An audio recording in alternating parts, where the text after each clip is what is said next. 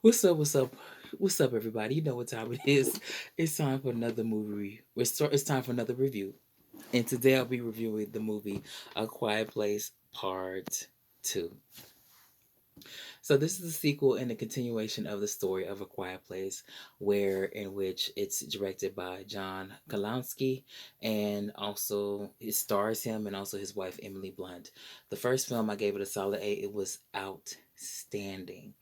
Really, really outstanding. Who knew a silent film essentially in the modern era could be so interesting, profound, solid, and just captivating that keeps your attention. It was so well done. I actually watched A Quiet Place again before the first one, before actually viewing the second one, and it's still just as great as it when it came out 3 years ago in 2018.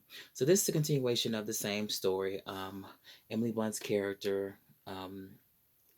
We actually get to see the prequel to the event that actually happens, which is a baseball game in a small town somewhere USA, but it's a small town.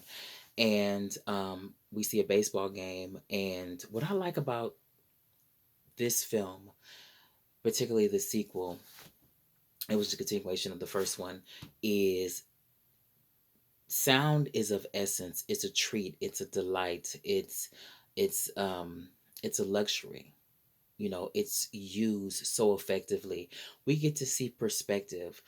Um, the young girl who plays John Kalansky's and also Emily Blunt's character's daughter, she's a really great actor for someone who is deaf or partially deaf, for a disabled handicapped person as far as audio limitation.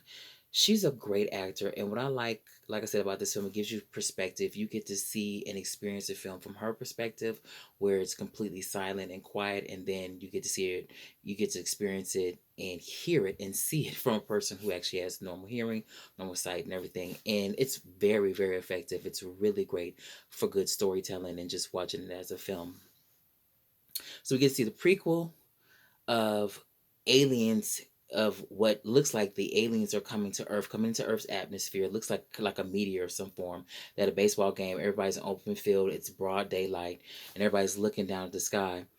And then after the game, no one they're looking at it like, oh god, what's going on? What's that? What's that? What's that? What's that? What was it? Was it like some kind of meteor comment? Was it some kind of crash or something? Are we being attacked? Everybody is speculating, but just still relatively normal until hell breaks loose. They see the actual aliens, and they're just fighting everybody and going all over the place.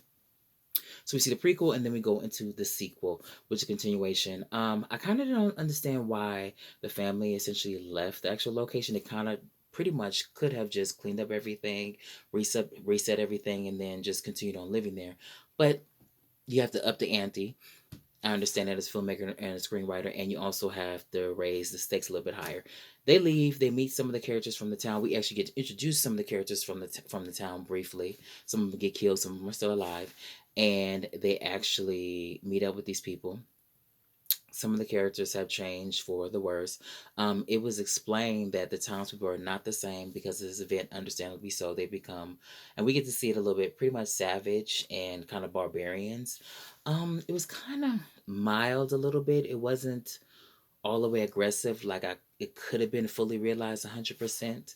That is one of the downfalls I feel like of the film.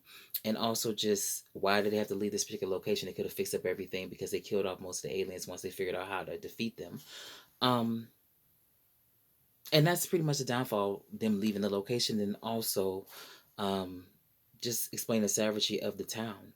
I like the fact with the actor who is deaf, she takes the ante up and says, you know what, I discovered what irritates this actual species. Let me go to a different town where there's a radio so I can expound on this and really expand on this irritating them. I like the ante of it. I like the way it was shot. Overall, I think it's a pretty great film. It's not as good as the first one. It's interesting, but it is a great continuation. I think this is a great continuational series. I want to see it on film, not necessarily a television show, but on film.